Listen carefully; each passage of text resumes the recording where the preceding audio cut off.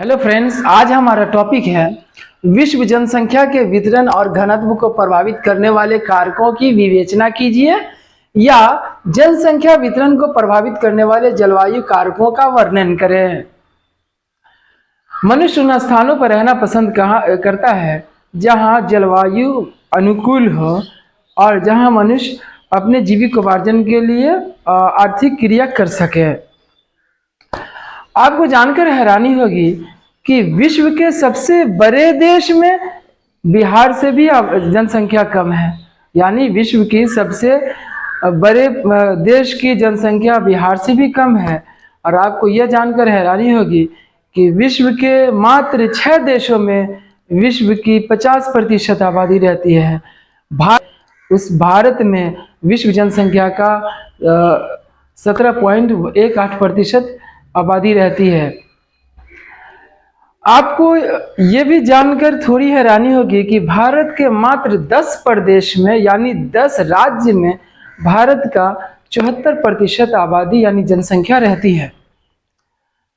बाकी के 18 राज्य और 8 केंद्र शासित प्रदेश में मात्र 26% आबादी रहती है।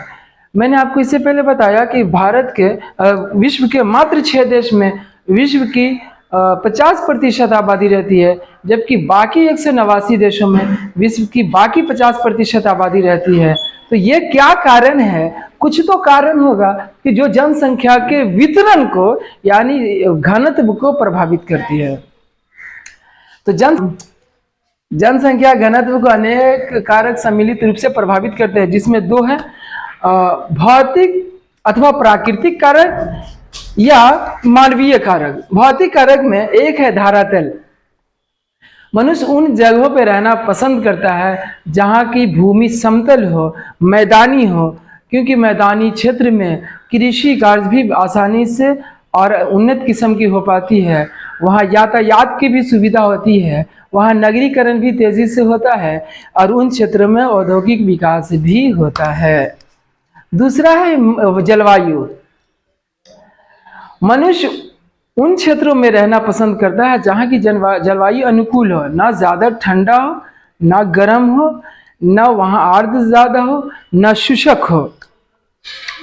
गर्म और आर्द्र यानी विषुवतीय क्षेत्र, ठंडे ध्रुवीय क्षेत्र और ऊंचे एवं शुष्क मरुस्थलीय क्षेत्र में आबादी बहुत विरल है। यहाँ मनुष्य रहना पसंद नहीं करते हैं।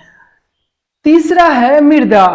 मृदा जहाँ की मिट्टी अच्छी होगी वहाँ कृषि का विकास होगा। जहाँ कृषि का विकास होगा वहाँ लोगों के लिए जीविकोपार्जन की सुविधा होगी और सारी चीज़ें खाने पीने की मुहैया आसानी से होगी। तो इसलिए उन क्षेत्रों में मनुष्य रहना पसंद करता है जहाँ की मृदा उपजाऊ हो। अगला है खनिज। खनिज का अर्थ होता है वो चीज़ जो ज़मीन की भूगर्भ से निकाला जाता है, ज़मीन खोद कर अंदर से निकाला जाता है। कोयले के खोज के बाद मनुष्य उन क्षेत्रों में रहना पसंद किया जहां कोयले का खदान है। यही कारण है कि ऑस्ट्रेलिया जैसा शुष्क क्षेत्र ने मनुष्य को आकर्षित किया, वहाँ आबादी को रहने के लिए आकर्षित किया। अगला है जल की उपलब्धता। हम सभी जानते हैं कि जल ही जीवन है, जल नहीं जहाँ वहाँ जीवन नहीं। तो जहाँ जल की उपलब्धता आसानी से होती है उन क्षेत्रों में आबादी घनी पाई जाती है, आबादी का घनत्व ज़्यादा होता है। अगला है वनस्पति। वह क्षेत्र जहाँ की वनस्पति, जहाँ के पेड़ पौधे आर्थिक क्रियाकलाप और आर्थिक जीवन के लिए, जीविकोपार्जन के लिए उन्नत होती है, उन क्षेत्रों में मनुष्य रहना पसंद करता है। ये था मनुष्य के यानी जनसंख्या को प्रभावित करने वाले भौतिक कारण। अगला है मानवीय कारक। मानवीय कारक में पहला है कृषि। मैंने आपको बताया कि कृषि प्रधान देश की जनसंख्या ज़्यादा होती है। जैसे भारत एक कृषि प्रधान देश है। भारत जैसे मात्र 2% क्षेत्रफल पर भारत विश्व का 17.18% जनसंख्या निवास करती है। दूसरा है नगरीकरण और औद्योगिकरण। नगरीकरण और औद्योगिकरण भी जनसंख्या वितरण को प्रभावित करते हैं। नगर यानी शहर, जहाँ हर चीज़ स्कूल, कॉलेज, हॉस्पिटल्स और दूसरी सारी सुविधाएं होती है, जिस कारण लोग नगर में रहना, जीविकोपार्जन, आर्थिक क्रिया के लिए भी सारी सुविधा होती है, जहाँ लोग रहना पसंद करता है। औद्योगिकरण, जिन क्षेत्रों में उद्योग होता है वहाँ भी लोग एक दूसरे से के निकट होते हैं। अगला है यातायात।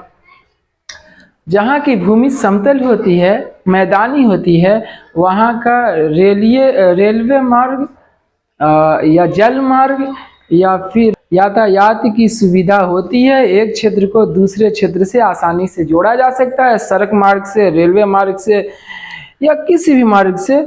उन क्षेत्र में जनसंख्या अधिक पाई जाती है। अगला है राजनीतिक कारण। कानूनी प्रक्रिया बहुत ज़्यादा सख्त नहीं होती है, वहाँ लोग आसानी से जाकर बस जाते हैं। जैसे फ्रांस और साइबेरिया इसका उदाहरण है।